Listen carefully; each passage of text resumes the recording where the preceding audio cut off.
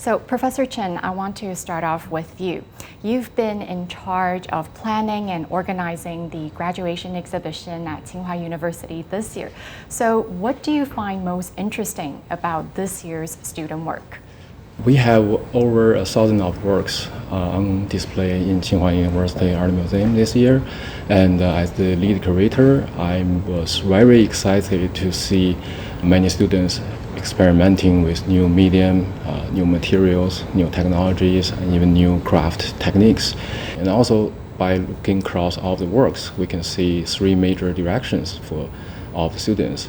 Firstly, they are reshaping or reimagine the future lives. And secondly, all the AI-driven works, they are deeply integrated with the society, culture, and physical space. Finally, some students are trying to create new ways for people to communicate and connect in the future.